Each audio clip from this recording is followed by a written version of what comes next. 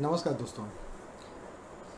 जैसा कि हम लोग का पिछला क्लास शुरू हो चुका है, केंद्रीय विद्यालय संगठन का जो रिक्रूटमेंट आने वाला है, टीचर्स का वैकेंसी आने वाला है 2025 में। और मुझे उम्मीद है कि ये जून लास्ट वीक होते होते ये वैकेंसी ओपन हो जाएगा सभी के लिए। और इट मे बी पॉसिबल कि 1-2 महीने के बाद आपका एग्ज़ाम भी हो जाए। तो आपको एक तैयारी करने का एक भरपूर मौका अभी आपके पास है। और इसमें जो सबसे इम्पॉर्टेंट जो आपका पार्ट होगा वो है पेडागोगी पार्ट, जो है वो सबसे इम्पॉर्टेंट है। खासकर जो आपका assistant commissioner, principal, vice principal के लिए है, जिनके पास 120 नंबर का क्वेश्चन आने वाला है इससे। पीजीटी और टीजीटी के लिए 40 नंबर का है और पीआरटी के लिए 60 नंबर का है। तो इसकी तैयारी हमारी भरपूर होनी चाहिए और हम लोग इसकी तैयारी शुरू कर चुके हैं। और आज का जो हमारा टॉपिक है वो है अंडरस्टैंडिंग लर्नर्स, जो हमारा चल रहा है पहला टॉपिक, उसी का एक पार्ट है चैलेंजेस एंड टीचर्स सपोर्ट। तो इसमें हम लोग ये देख रहे हैं कि जितनी कुछ भी हम लोगों ने देखा पहले क्लास में, पिछले क्लास में हम लोगों ने जो कुछ भी पढ़ा, जो कुछ भी समझा है, अब वो उसमें क्या क्या चैलेंजेस आएगा एक टीचर को, और बच्चे को क्या क्या चैलेंजेस आएगा, और टीचर्स जो है बच्चों को किस प्रकार से उन चैलेंजेस को फेस करने के लिए सपोर्ट करेंगे। तो understanding the learner is the foundation of effective teaching. ठीक है, तो जब तक आप लर्नर को नहीं समझोगे क्लास में कि उसको किस तरह से समझाना है, किस तरह से वो समझ पाता है, तब तक आप एक इफेक्टिव टीचिंग जो है क्लासरूम में नहीं कर सकते हो। सो learners face various physical, cognitive, emotional and social challenges. जो लर्नर है वो क्या करता है, कक्षा कक्ष में उसके पास अलग अलग तरह का चैलेंजेस आता है, चाहे वो फिजिकल चैलेंज हो या फिर कॉग्निटिव हो या फिर इमोशनल हो या फिर सोशल चैलेंज हो। And it is the teacher's role to identify and support them effectively. और यहीं पर टीचर का जो रोल होता है ना, वो सबसे इम्पॉर्टेंट होता है कि आप बच्चों के इस तरह के प्रॉब्लम्स को समझें और उसके अनुसार उनको रेमेडीज प्रोवाइड करें। तो ये जो हमारा होता है ना कि संज्ञानात्मक जो होता है, भौतिक जो होता है, भावनात्मक जो होता है और सामाजिक जो भी चुनौतियाँ हैं, उनका सामना बच्चे कैसे करेंगे उस पर हम लोग आज फोकस करने जा रहे हैं। तो चुनौतियाँ किन किन तरह की आती हैं। फिजिकल चैलेंजेस आता है बच्चों के बीच में, और बच्चों के बीच में जो फिजिकल चैलेंजेस आता है वो क्या रहता है, जैसे मान लीजिए विजुअल्स और हियरिंग एम्पायरमेंट्स। ओके, अब यहाँ पे क्या होता है कि बच्चे जो होते हैं ना, उनको विजुअल प्रॉब्लम होता है। ठीक है, कुछ बच्चे ऐसे होते हैं जो नहीं देख पाते हैं, ठीक है, और उनको दिखता है तो धुंधला दिखाई देता है। और हियरिंग एम्पायरमेंट्स होते हैं, उनको सुनाई भी कम देता है। सो बहुत सारे बच्चे जो होते हैं ना क्लास में, अगर आप टीचर्स हैं और टीचिंग एक्सपीरियंस आपके पास, अनुभव थोड़ा सा भी है स्कूल का, तो आप देखेंगे ना कि कक्षा में जब आप देखते हैं पीछे वाले बच्चे जो होते हैं, आप अगर ब्लैक बोर्ड पर कुछ लिख रहे हो तो बच्चे जो है तो उसको लिख नहीं पाते हैं, लिखते नहीं हैं।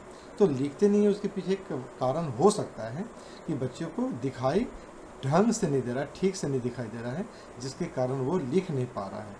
और वो बच्चा अक्सर क्या करता है, अपने बगल वाले की कॉपी को कॉपी करता है, चेक करता है कि अरे वो क्या लिख रहा है कॉपी में, वहाँ से वो करता है।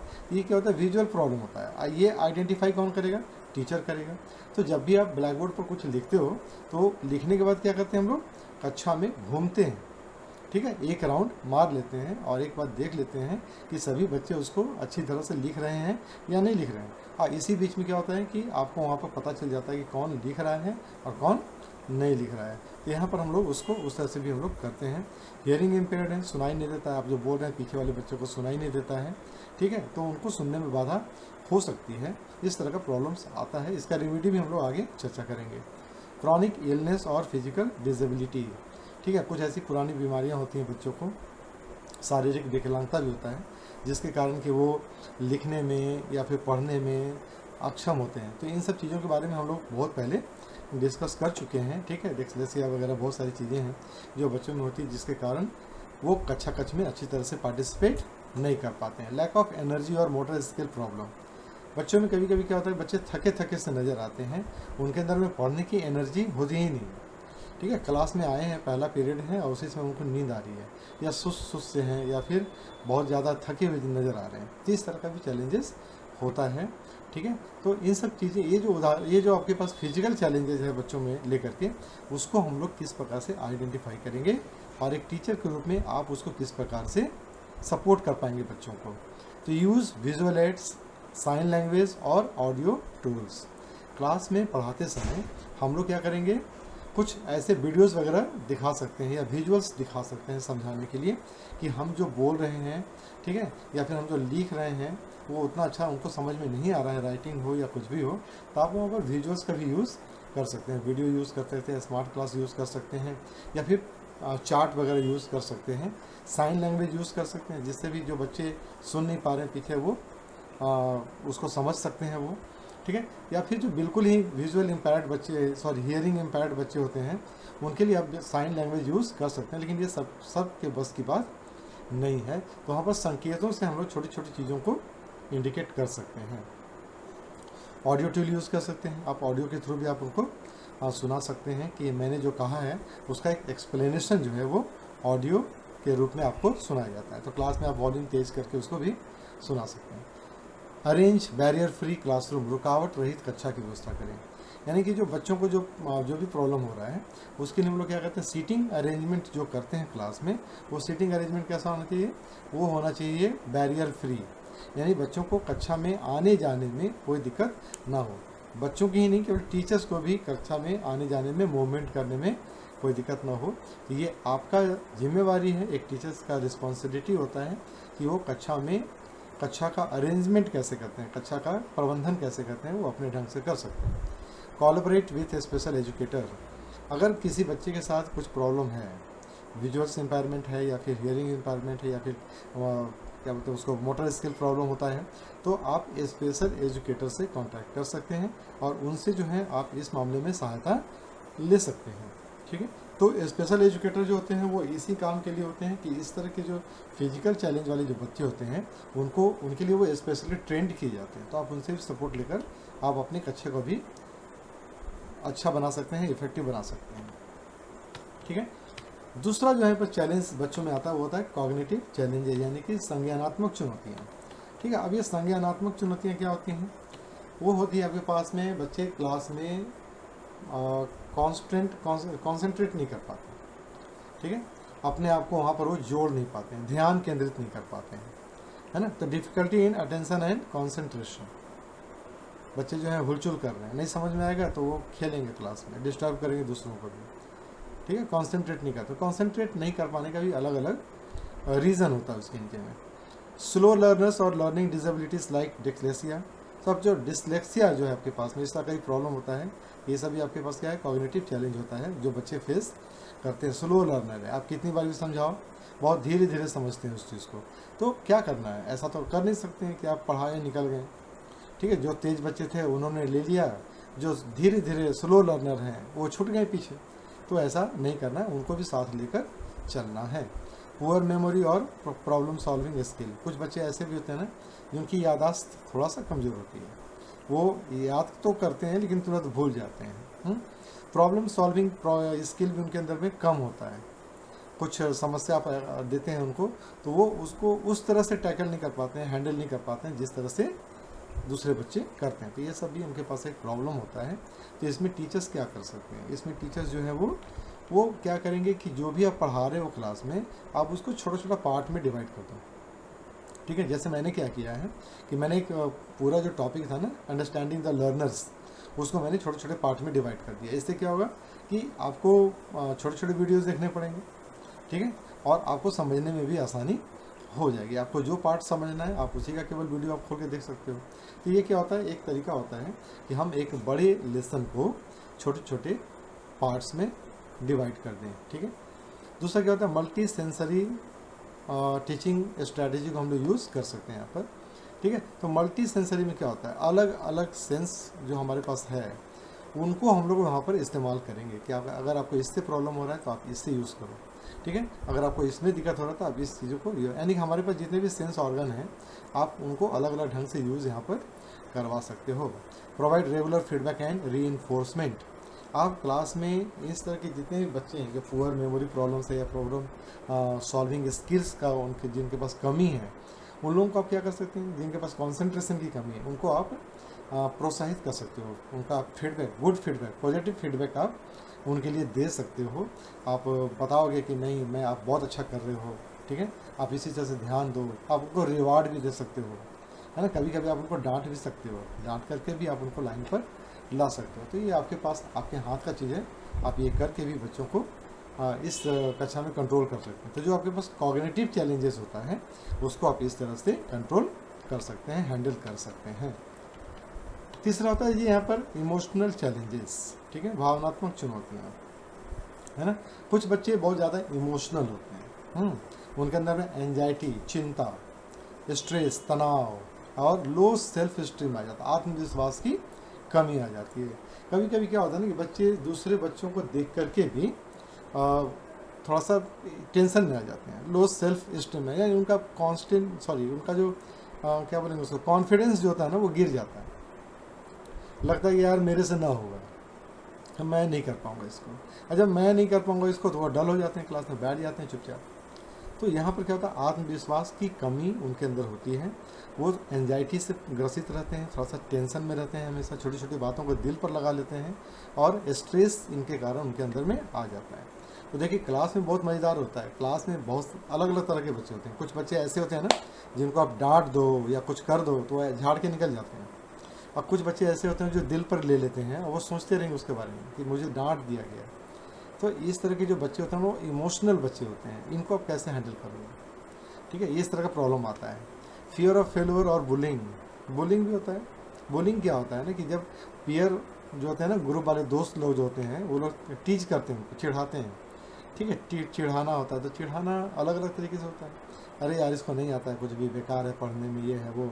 तो अलग अलग तरह से बच्चे क्या होते हैं, बुलिंग करते हैं एक दूसरे को, ठीक है, कुछ टोन कस देते हैं, कुछ बोलते रहते हैं। ये सब ने फेस किया है, आप लोग उस दौर से गुजर चुके हैं, इसलिए आप इन सब चीज़ को अच्छी तरह से समझते हैं। फियर ऑफ फेलियर होता है, आपको हारने का डर होता है, ठीक है। तो ये जो डर होता है ना, ये सब क्या होता है, ये इमोशनल होता है। बहुत सारे बच्चे ऐसा है, ठीक है हार गए कोई बात नहीं, दोबारा ट्राई कर लेंगे। लेकिन कुछ बच्चे ऐसे होते हैं ना, उनको हार का डर पहले से सताने लग जाता है, काम करने के पहले से ही। तो उनको आप कैसे हैंडल करेंगे। Emotional trauma from family issues, घरों में क्या होता है, कभी कभी मम्मी पापा में झगड़ा हो रहा है या फैमिली प्रॉब्लम्स हो रहा है, तो वो उसका असर जो होता है बच्चों पर भी पड़ता है, और बच्चे उस प्रॉब्लम को स्कूल लेकर के पहुंच जाते हैं, जिसके कारण भी वो अपने पढ़ाई पर पूरा फोकस नहीं कर पाते हैं। अब इनसे आप कैसे निपटोगे एक टीचर होने के नाते, ठीक है। तो सबसे पहला बात क्या होता है, build a safe and caring environment. आपको अपने क्लास में क्या करना है, एक सेफ और सुरक्षित और सहानुभूतिपूर्ण वातावरण तैयार करना है। आपको बच्चों का एहसास क्या, उनको आप पूरा विश्वास दिलाना पड़ेगा कि बच्चा ये क्लास तुम्हारे लिए बिल्कुल ही सुरक्षित है, यहाँ पर तुम बिल्कुल सेफ हो, डरने की ज़रूरत नहीं है, चिंता करने की ज़रूरत नहीं है, और तुम टेंशन कहीं मत लो। और दूसरी बात क्या है, सहानुभूतिपूर्ण। जहाँ बच्चे इमोशनली होते हैं ना, इमोशनल होते हैं, वहाँ पर उनके साथ आप केयरिंग, आपका एटीट्यूड होना चाहिए, आप केयरिंग हो। उनके थोड़ा सा बच्चे हैं, लड़के हैं, तो थोड़ा पीठ पर हाथ रख दिए, थोड़ा थपथपा दिए, उनसे थोड़ा बात कर लिया, अरे मैं हूँ ना, क्या टेंशन लेता है यार, होते रहता है सब चीज़, क्यों इसको करता है, झाड़ दो, हटा दो।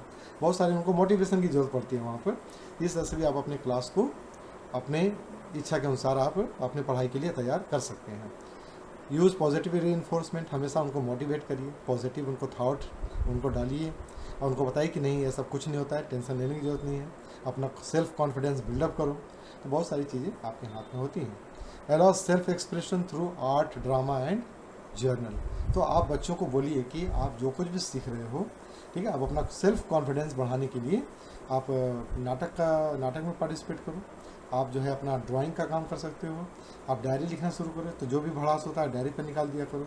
इससे क्या होता है कि आप जो होते हैं ना, अपने फियर से और अपने जो आपके अंदर में जो घुसा हुआ है उन सब चीज़ों से आप फ्री हो जाते हैं। तो बच्चों को आप इस तरह से भी समझा सकते हैं। तो जो बच्चे जो हैं इमोशनल जो प्रॉब्लम से, जो चैलेंजेस को जो फेस कर रहे हैं, वो बच्चे इससे कुछ हद तक बाहर निकल जाते हैं। और अगर आपका प्रयास और भी अच्छा रहता है, क्लास में रेगुलर रहता है, तो बच्चे 100% इन सब चीज़ों से बाहर निकल जाते हैं, और आपका क्लास जो होता है वो बहुत ज़्यादा इफेक्टिव हो जाता है। नेक्स्ट आता है सोशल चैलेंजेस। अब सामाजिक चुनौतियाँ भी कम नहीं बच्चों के सामने में, ठीक है, ये 3 तो थी, इसके अलावा सामाजिक चुनौतियाँ भी हैं बच्चे जो फेस करते हैं। कुछ बच्चे ऐसे होते हैं ना जिनका कोई फ्रेंड बनना ही नहीं चाहता है, वो हमेशा उसको साइड करके रखता है, अरे यार इससे कोई दोस्ती मत करना। आप बच्चे छोड़ दीजिए ना, आप जहाँ काम करते हो वहाँ भी यही हाल है, अरे इनसे बात नहीं करना, ये बहुत वो है, ऐंठा हुआ है, बहुत ये है, एरोगेंट है, बहुत सारी चीज़ें होती हैं, यार ये तो सोशल है ही नहीं। तो बहुत सारे मीन मेक निकल करके बहुत सारी चीज़ें होती हैं जहाँ पर इस तरह की बातें आती हैं। तो लीडरशिप में भी ये सब बातें आ जाती हैं कि किसी को नेता बनना है, तो ये सब प्रॉब्लम आता है, सब जगह होता है, ये स्कूल में भी होता है। डिफ़िकल्टी इन मेकिंग फ्रेंड्स, दोस्त नहीं बन रहा है, ये भी एक सामाजिक चुनौती है। संचार कौशल की कमी, बोल नहीं पाता है, लैक ऑफ कम्युनिकेशन स्किल है, उसका जो प्रॉब्लम है वो नहीं बोल पाता है। किसी ने, सामने वाले ने सब कुछ सुना दिया उसको, वो उसको कुछ सुना नहीं पाता है। इस तरह से क्या होता है, उसके अंदर में भी ये प्रॉब्लम आ जाता है। लोग उसको बता रहे यार ये तो बेकार है, किसी काम का नहीं है। तो ये सब सारे प्रॉब्लम्स बच्चों के साथ में आते हैं। Feeling of isolation of peer pressure, और जब इस तरह का प्रॉब्लम आता है तो बच्चा जो होता है वो क्या होता है, अकेलापन महसूस करता है, आइसोलेट हो जाता है, वो अकेलापन महसूस करता है, पीछे कोने में बैठा हुआ रहता है। ठीक है, और क्या होता है, कभी कभी मित्र लोग जो होता है ना, किसी किसी झुंड का, बच्चों का जो समूह होता है, उसका भी प्रेशर उसके ऊपर आता है। ठीक है, वॉशरूम जा रहा है, हटा दिया, ऐसे कर दिया, कुछ भी कर दिया, बहुत सारी चीज़ें होती हैं जो होते रहती हैं, जिससे क्या होता है, पीयर प्रेशर बच्चे पर पड़ जाता है, वो कुछ बोल नहीं पाता है, कर नहीं पाता है। तो इसको भी टीचर को देखना होगा कि क्लासरूम के बाहर, यानी कि कैंपस के अंदर में बच्चे जो हैं, वो सोसाइटी है कैंपस उनका, तो उस कैंपस में जो सोसाइटी है उसमें बच्चे क्या क्या फेस कर रहे हैं, तो वो भी आपको देख करके दूर करना होगा, तभी बच्चा जो है वो अच्छी तरह से क्लास में पार्टिसिपेट कर पाता है। कैसे दूर करेंगे इसको हम लोग, समूह गतिविधियों और टीम वर्क को बढ़ावा देकर। तो ऐसा हम लोग काम करें कि जब भी हम लोग पढ़ाई करवा रहे हैं तो बच्चों को टीम वर्क में काम करने के लिए देना शुरू करें, प्रोजेक्ट देना शुरू करें, और उस टीम में क्या करना है, ऐसे बच्चों को भी शामिल करना है। अगर आपने 10 की टीम बनाई है तो 5 अच्छे बच्चों को डालिए और 5 इस तरह के बच्चों को भी डालिए, जिससे क्या होगा, ये इनको घुलने मिलने के लिए मिलेगा, बातचीत करने का मौका मिलेगा, कम्युनिकेशन स्किल्स अपना डेवलप करने का मौका मिलेगा, और ये बच्चे जो होते हैं वो इस तरह की चुनौतियों से बाहर आने की कोशिश करते हैं और एक दिन बाहर आ भी जाते हैं। तो ये आपका प्रयास यहाँ पर होना चाहिए। दूसरा क्या है, कक्षा में चर्चा, वाद विवाद को प्रोत्साहित करना। तो जब आप कक्षा में चर्चा करते हैं या वाद विवाद को प्रोत्साहित करते हैं, डिबेट को, वहाँ पर इन बच्चों को भी मौका देना चाहिए, जिससे कि इनको खुल करके बोलने का अवसर मिलता है, और यहाँ पर बच्चे में सेल्फ कॉन्फिडेंस और मित्र बनने की जो चुनौतियाँ जो होती हैं ना, उससे बाहर निकलते हैं। तो कभी कभी क्या होता है ना कि कोई बच्चा कभी नहीं बोलता है, लेकिन आप उनको बोलने का जब मौका देते हैं ना तो बहुत अच्छा बोलते हैं। इससे क्या होता है कि जो दूसरे जो पीयर ग्रुप हैं, इनके जो फ्रेंड्स हैं, उनको लगता है यार इसके अंदर जो टैलेंट था अभी तक छुपा हुआ था, तो पता ही नहीं चल रहा था, ये तो बड़ा अच्छा काम का लड़का यार ये। तो उससे क्या होता है, मित्रता उनकी बढ़नी शुरू हो जाती है। तो जब तक आपका टैलेंट, आपका जो गुण है वो बाहर नहीं आता है, लोग आपको एक्सेप्ट नहीं कर पाते हैं। तो आप क्या करते हैं, वाद विवाद और चर्चा ये सब जो होती है ना, उससे क्या होता है कि क्लासरूम में जो डिस्कशन है या फिर डिबेट हो रहा है, इसमें उन बच्चों को मौका देकर, उन बच्चों को स्पेशल मौका देकर आप क्या कर सकते हैं, दूसरों की नज़र में उनका इम्पोर्टेंस बना सकते हैं, जिससे क्या होगा, उनको इस तरह की प्रॉब्लम से जूझना नहीं पड़ेगा, उनके मित्र अपने आप बढ़ने लग जाते हैं। ठीक है, बुलिंग क्या होता है, address bullying and encourage empathy. ठीक है, एड्रेसेस यानी कि बुलिंग को रोकथाम के लिए हमें प्रयास करना चाहिए, उसके लिए हमें एक कानून बना देना चाहिए, स्कूल में रूल्स बनाना चाहिए, और रूल्स को हर एक क्लासरूम में चिपका देना चाहिए कि बुलिंग अगर करोगे तो तुमको रेस्ट्रिकेट कर दिया जाएगा, तुमको सस्पेंड कर दिया जाएगा, तुम्हारे ऊपर फाइन लगाया जाएगा। इस तरह से क्या होता है कि हम लोग क्लास में बुलिंग को रोक सकते हैं, और जो बच्चे हमारे इस तरह के हैं उनके साथ हमें एम्पैथी दिखानी चाहिए हमें वहाँ पर। तो यहाँ पर एक चीज़ मैं डिस्कस कर लूँ कि एम्पैथी और सिंपैथी दोनों सिमिलर वर्ड होता है, मिलता जुलता है, लेकिन एम्पैथी का मतलब क्या होता है कि आप बच्चों की समस्याओं को उनके जैसा, बच्चे यानी कि उनके जगह पर अपने आप को रख करके जब हम उनकी समस्याओं को समझते हैं तो वो कहलाता है एम्पैथी। ठीक है, और सिंपैथी क्या होता है, सिंपैथी होता है कि जब आप किसी दूसरे के प्रॉब्लम को महसूस कर रहे हैं अपने मन से, तो सिंपैथी कहलाता है। ठीक है, सिंपल सा एग्जांपल होता है कि अगर मान लीजिए आपको चोट लग गया, तो चोट लग गया तो मैं उसे महसूस नहीं कर सकता, उसके पेन को महसूस नहीं कर सकता, अच्छा चोट लग गया, हाँ ठीक है, दर्द हो रहा होगा, ये हो गया सिंपैथी, है ना। लेकिन एम्पैथी का मतलब क्या होता है, उस दर्द को भी महसूस कर लेना, ये एम्पैथी होता है कि अरे यार उसको क्या दर्द हो रहा होगा। ठीक है, तो ये सारी चीज़ें होती हैं। एम्पैथी मीन्स, समझ में आ गया होगा आपको। तो बच्चों में एम्पैथी की भावना भी आपको विकसित करनी चाहिए कि आप दूसरों के दर्द, दूसरों के दुख को आप उसकी जगह पर रख करके महसूस करो और उसके अनुसार उनके साथ व्यवहार करो।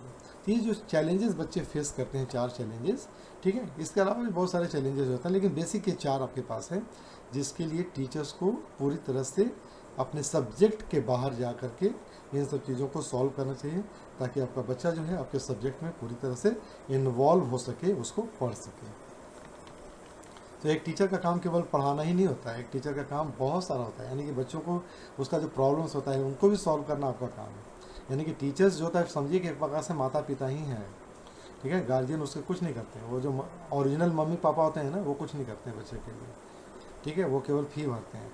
जो एक्चुअल जो काम करता है बच्चे का डेवलपमेंट में या उसके विकास में वो टीचर ही करता है, ठीक है। तो टीचर्स केवल उसको शिक्षित ही नहीं करता है, उसके लिए वो माता पिता का रोल भी निभाता है, उनको अच्छी तरह से उनका ओवरऑल डेवलपमेंट करता है।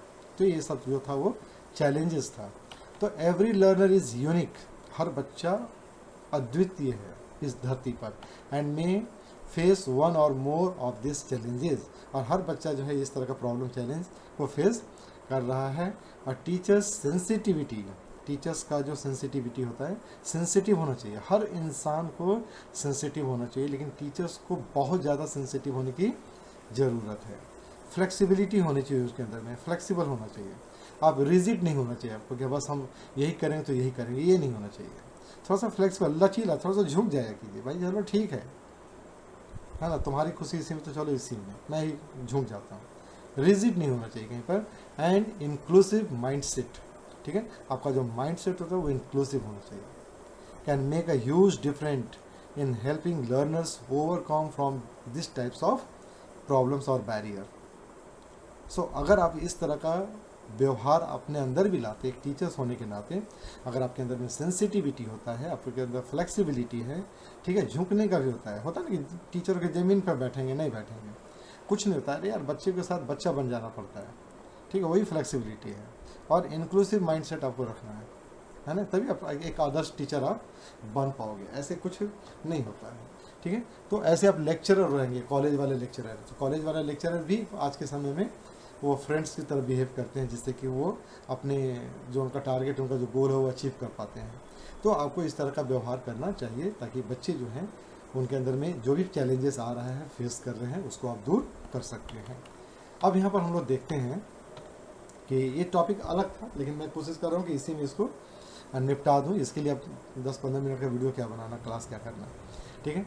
तो एक चीज़ था कि जो कुछ भी हम लोगों ने पढ़ा, समझा, जाना, कहाँ पर, अंडरस्टैंडिंग द लर्नर्स में, उन चीज़ों को आप अपने क्लासरूम में अप्लाई कैसे करेंगे, कैसे आप अप्लाई कीजिएगा उसको, ठीक है। क्योंकि आपने जो पढ़ लिया उसको अप्लाई भी तो करना है, ठीक है। तो यहाँ पर अप्लाई करने के पहले हमें समझना होगा कि एवरी चाइल्ड इज़ यूनिक, वो तो आपको मान लेना है। Learners come from different background, बच्चे जो होते हैं वो अलग अलग पृष्ठभूमि से आ रहे हैं। हैव डिफरेंट एबिलिटीज़, सबकी अलग अलग क्षमताएँ हैं, ठीक है, उनका काम करने का अपना अलग अलग एबिलिटी है, इंटरेस्ट है, उनका सोच अलग है, उनकी इच्छाएं अलग हैं। एंड लर्निंग स्टाइल, उनका पढ़ने का तरीका भी, सीखने का तरीका भी अलग अलग है, एकदम यूनिक यूनिक है, सब डिफरेंट है। अंडरस्टैंडिंग लर्नर्स रिलेटेड कॉन्सेप्ट, अब हर बच्चे का जो उनका पढ़ने का जो तरीका होता है उनको आपको समझना पड़ेगा। हेल्प टीचर्स, क्या करता है, टीचर्स को हेल्प करता है to modify instruction accordingly and promote inclusive education. जब आप सब बच्चे को अलग अलग आप समझोगे तब आप क्या कर पाओगे, अपने क्लास को आप अपने अकॉर्डिंग हर एक बच्चे के लिए तैयार कर पाएंगे और आप एक इंक्लूसिव एजुकेशन सभी को प्रोवाइड कर पाएंगे, समावेशी शिक्षा आप दे पाओगे, ठीक है। ऐसे क्या होता है कि बेसिकली टीचर्स क्या करते हैं, जाते हैं क्लास में, 2-3 बच्चे की तरफ देखते रहते हैं, पूरे क्लास को छोड़ देते हैं, 2-3 बच्चे की तरफ ही ध्यान दिए, हाँ भाई कैसा है, क्या कर रहे हैं, और उसी में घंटी लगी चले जाते हैं। तो ये इंक्लूसिव एजुकेशन नहीं होता है। आपके फ़ैन आपके सभी बच्चे होने चाहिए क्लास में। अगर क्लास में, तो इस तरह का जो क्लास होता है ना, जनरली इस तरह का क्लास छोटा क्लास होता है जिसमें मैक्सिमम 30 बच्चे होते हैं, ठीक है, 30 बच्चे 20-30 तक होते हैं। और हम लोग का जो अभी चल रहा है, जो क्लासरूम का जो साइज़ होता है वो 40 तक जाता है। तो इस तरह के कक्षा में क्या होता है, टीचर्स को भी, छोटा कक्षा होता है तो टीचर्स को भी हेल्प होता है कि वो सभी बच्चों को अच्छी तरह से समझ पाता है और अपने समावेशी शिक्षा वो सबको दे पाता है। चलिए अब यहाँ पर देखते हैं कि इंडिविजुअल डिफरेंसेस क्या होता है, व्यक्तिगत विभिन्नताएँ क्या है।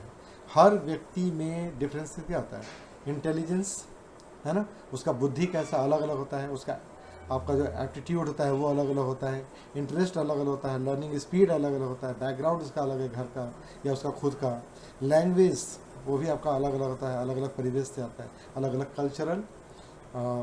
कल्चरल सोसाइटी से भी वो आता है। ये सारी चीज़ें क्या कहलाती हैं, डिफरेंसेस कहलाती हैं, जो हर एक बच्चे में पाई जाती है। ठीक है, अब हमें क्या करना होगा, कॉन्सेप्ट ऑफ अंडरस्टैंडिंग लर्नर्स। ठीक है, जब हम समझ गए हैं उसको आप अप्लाइड करते हैं क्लासरूम में। ठीक है, कैसे अप्लाइड करते हैं, मल्टीपल इंटेलिजेंस थ्योरी। ठीक है, तो हार्वर्ड गार्डनर जो थे उन्होंने क्या किया, प्रपोज किया that there are different types of intelligence like linguistic, logical, spatials, musical और बॉडीली, काइनेस्थेटिक और इंटरपर्सनल, इंट्रापर्सनल एंड नेचुरलिस्टिक। इस तरह का अलग अलग आपके पास क्या है, डिफरेंट टाइप्स ऑफ इंटेलिजेंस होता है। ठीक है, तो ये क्या कर रहे हैं कि ये किसने बताया, ये बताया आपके हार्वर्ड गार्डनर ने। ठीक है, अब आप इसको अलग अलग अपने कक्षा में, अपने क्लासरूम में कैसे इसको अप्लाई करते हैं, आप यूज वैरायटी ऑफ एक्टिविटीज़ करवा लीजिए। अब अलग अलग करवाइए एक्टिविटी, डिबेट करवा दिए, कुछ क्विज करवा दिए, है ना, म्यूज़िक करवा दिए, रोल प्ले करवा दिए। ठीक है, और नेचर वॉक करवा दिए कि चलो भाई बाहर तुमको घुमा देते हैं, वहाँ से भी सीख लेना इस चीज़ को। ठीक है, तो बहुत सारे सब्जेक्ट ऐसे होते हैं जहाँ पर आप बाहर घुमा करके भी बच्चों को सिखा सकते हैं। जैसे आपके पास पॉलिटिकल साइंस है, आपके पास SST है, हिस्ट्री है, सभी लगभग सभी सब्जेक्ट ऐसे हैं ना जो आप बच्चों को नेचर में ले जाकर सिखा सकते हैं। मैथ्स भी, इवन आप मैथ्स भी आप बाहर ले जाइए, बाहर ले जाकर सिखाइए बच्चों को, है ना, कि एक पेड़ है, पेड़ की हाइट को आप बिना किसी मेजरमेंट, ये क्या कैसे उसका हाइट को आप मेज़र करेंगे। तो होता है ना, ये सब बहुत सारी चीज़ें होती हैं। तो आप बच्चों को इस तरह का एक्टिविटी करा करके आप वहाँ पे हीरो भी बन सकते हो आप। ठीक है, अरे यार सर तो एकदम बिना मेजरमेंट की मशीन के या किसी भी मेजरमेंट टूल्स के ही पेड़ का एकदम हाइट मेजर कर दिए बात, गजब कमाल का चीज़ है ये। तो ये सब आप वहाँ पर हीरो बनने के लिए यूज़ कर सकते हो, बहुत सारी चीज़ें हैं। ठीक है, तो ये सारी चीज़ें। दूसरा क्या होता है, design task that cater to different strength. आप अलग अलग तरीके से अपने आप लेसन प्लान को आप तैयार कीजिए, जो कि अलग अलग ये का होना चाहिए, जो अलग अलग बच्चों को हेल्प कर पाए। ठीक है, तो इस तरह से चीज़ें हम लोग कर सकते हैं, और मल्टीपल इंटेलिजेंस थ्योरी आप अप्लाई करके बच्चों को आप अच्छी तरह से गाइड कर सकते हो, फैसिलिटेट कर सकते हैं। लर्निंग स्टाइल क्या होता है, स्टूडेंट्स मे बी विजुअल और ऑडिटोरी और कैनेस्थेटिक लर्नर, ये बच्चों में हो सकता है। ठीक है, कि बच्चों में ये प्रॉब्लम आएगा, तो वहाँ पर आपको क्या करना है, आप डायग्राम से उनको समझा दीजिए, समझ जाएंगे। चार्ट का यूज़ कीजिए, ऑडियो सुनाइए, ऑडियो क्लिप्स सुनाइए, वीडियो क्लिप्स दिखा दीजिए, हैंड्स ऑन एक्टिविटी बोलो करके देख लो भाई, आप सीख लो, आप ये सब काम आप करवा सकते हो। Allow flexible way for student to respond and express. आप उनको छोड़ दीजिए फ्री के, तुमको जैसे बोलना है बोलो यार, हिंदी में बोलो, इंग्लिश में बोलो, अपनी भाषा में बोलो, जैसे बोलना है बोलो, तुमको जैसे करना है करके देख लो। आप उनको फ्री छोड़िए, उनको अपने ढंग से पढ़ने दीजिए। ठीक है, तो इससे क्या होगा कि आपको सिखाने में और उनको सीखने में आसानी होगा। Zone of proximal development. ठीक है, ये व्यवस्थी का था, हम लोग पहले पढ़ चुके हैं इसके बारे में। ठीक है, तो वाइगोस्की जो थे उन्होंने बताया था कि प्रॉक्सिमल डेवलपमेंट जो होता है ना, उसका जो जोन है विकास क्षेत्र का, उसका क्या आता है, childrens can achieve more with guidance than independently. बच्चे कहाँ से सीख सकते हैं, more with guidance than independently. आप उनको इंडिपेंडेंट छोड़ दिए तो उतना अच्छा सीख नहीं पाएगा, लेकिन आप इंडिपेंडेंट छोड़ करके उनको आप हेल्प करते रहो पीछे से, तो वो समझ जाएंगे कि हमें कैसे करना है, ये करो ये करो ये करो, वो कर लेंगे वो। ठीक है, तो क्लासरूम में क्या करना है आपके पास। ठीक है, तो आपके प्रोवाइड स्कैफोल्डिंग्स, है ना, हिंट कीजिए उनको, छोड़ तो दिए आप, उनको हिंट कर दो थोड़ा सा। ठीक है, थोड़ा सा उनको प्रॉम्प्ट कर दो, थोड़ा सा सपोर्ट कर देना है, वो बच्चे अपने आप करके सीख जाएंगे। ठीक है, peer learning and group work to support weaker student. छोटे जो वीकर स्टूडेंट हैं उनको आप अच्छे स्टूडेंट के साथ में अटैच कर दीजिए कि भाई तुम सीख लेना, वो कैसे कैसे कर रहा है, तुम भी सीख लो साथ में रखकर। ठीक है, इससे क्या होता है कि जो पीयर लर्निंग इसको कहते हैं, अच्छे जो बच्चे हैं उनको आप बोल दीजिए कि इसको भी बता दो, थोड़ा सा हेल्प कर दो इसको भी, वहाँ से भी आपको, तो बच्चे जो होते हैं ना वो अपने दोस्तों से अच्छा सीख लेते हैं आपकी अपेक्षा, टीचर की अपेक्षा। तो आप इस तरह से उनको आप संकेत से, प्रोत्साहन से, समर्थन करके, सपोर्ट करके आप बच्चे को, ठीक है, आप उनको सिखा सकते हैं। कंस्ट्रक्टिविज्म है ना, पियाजे का जो था, ये बर्नर का जो था यहाँ पर, ये क्या कहता है, learners actively construct knowledge based on experience. Experience जो बच्चे होते हैं वो अपना नॉलेज खुद से बिल्डअप कर लेते हैं। इन सब चीज़ों पर हम लोग ऑलरेडी पहले डिस्कस कर चुके हैं। एक्टिविटी बेस्ड, इंक्वायरी ड्रिवन और एक्सपीरियंशियल लर्निंग प्रोत्साहित करना चाहिए क्लासरूम में, जिससे बच्चे जो है खुद से करके सीखेंगे। इनकरेज क्वेश्चनिंग एंड डिस्कवरी, उनको बोलिए क्वेश्चन पूछा करो, खूब जितने क्वेश्चन पूछोगे उतने आंसर तुमको मिलेंगे, और खुद से भी खोजने का काम शुरू करो, आंसर खोजना शुरू करो, नए नए आंसर खोजो, डिस्कवरी करो, अन्वेषण करो उसका। ठीक है। इमोशनल एंड सोशल अंडरस्टैंडिंग, भावनात्मक और सामाजिक समझ। स्टूडेंट विथ इमोशनल और सोशल चैलेंजेस में स्ट्रगल विथ पीयर इंटरेक्शन। ठीक है, कोई बच्चा घुल मिल नहीं पाता है दोस्तों के साथ में, नए फ्रेंड्स बना नहीं पाता है, उसका लैक ऑफ कॉन्फिडेंस का प्रॉब्लम होता है उसके साथ में। ठीक है, बिहेवियरल इशू होता है, बोल नहीं पाता है। ठीक है, तो ये क्या होता है, इंट्रोवर्ट होता है उससे। बहुत सारे बच्चे इंट्रोवर्ट होते हैं, बोल नहीं पाते, चाहते तो हैं, बोल नहीं पाते हैं। तो ऐसे बच्चों को क्या करना है, आपको क्रिएट करना सेफ, है ना, respectful and inclusive classroom culture बनाना है। बहुत सारे बच्चे होते हैं, छोटे छोटे बच्चे दिल पर लेते हैं छोटी छोटी बातों को, ना कर दिया नहीं जाएंगे दोबारा तुम्हारे पास, डांट दिया तुमसे बात नहीं करेंगे, हटाओ। तो ऐसे बच्चों को भी सेफ एनवायरनमेंट आपको बनाना पड़ेगा, और ऐसे बच्चों को धीरे धीरे आपको मुख्य धारा में लाना पड़ेगा। Promote empathy, cooperation and group discussion. Classroom में आपको एम्पैथी और कोऑपरेशन, ये सब चीज़ों को बढ़ावा देना चाहिए। दूसरों को सिखाना है बच्चों को कि आपको ये सब काम करना चाहिए। दूसरों के प्रति सहानुभूति रखो, सहयोग करो, चर्चा करो। Teacher's role in addressing individual differences, use differentiated instruction. सभी के लिए अलग अलग आप निर्देश तैयार करके रखिए, अलग अलग ढंग से सबको गाइड कीजिए। Provide remedial and enrichment task, आप हमेशा बच्चों को रेमिडियल दीजिए और उनको इनरिच कीजिए, अलग अलग होमवर्क दे करके कर सकते हैं। उनको आप अपने स्टाफ रूम में बुला लीजिए, नहीं समझ में आता है तो। ठीक है, छुट्टी के समय आप एक्स्ट्रा टाइम उनको दे दीजिए। Set realistic expectation for each child, हर बच्चे में एक रियलिस्टिक एक्सपेक्टेशन जो होता है ना, वो आप सेट कीजिए कि भैया तुम जो है तुम क्या चाहते हो, मैं तेरे से क्या चाहता हूँ, आप यहाँ पर इस तरह से एडजस्ट कर सकते हैं। Maintain continuous observation and assessment, ये सबसे ज़रूरी चीज़ होता है ये, कि टीचर्स को हमेशा कंटिन्यूअस हर बच्चों को ऑब्जर्व करना चाहिए और उनका असेसमेंट करते रहना चाहिए, जिससे कि उनका जो फाइनल समेटिव असेसमेंट होगा उसमें बच्चे अच्छा कर पाएंगे।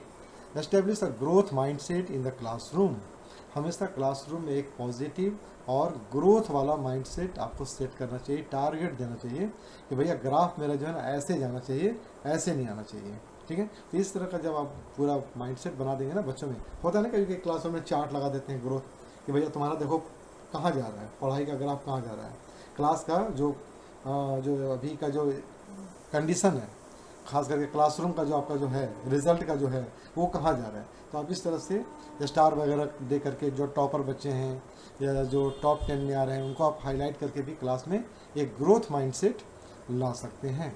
Understanding learner centre concept allow teachers to cater to diverse need, तो जो लर्नर सेंटर जो कॉन्सेप्ट होता है उससे क्या कर सकते हैं, आप बच्चों का जो अलग अलग जो नीड है, उनकी जो आवश्यकताएं हैं उनको आप जान सकते हैं। उनके अनुसार आप गोल जो होता है हर बच्चे का जो होता है, the goal is not equal teaching, सभी को आप इक्वल पढ़ा नहीं सकते हो, सबको आपको इंडिविजुअल पढ़ाना होगा, but equitables learning opportunities for all students, सबको एक समान शिक्षा पाने का अवसर मिले, ये आपका प्रयास होना चाहिए।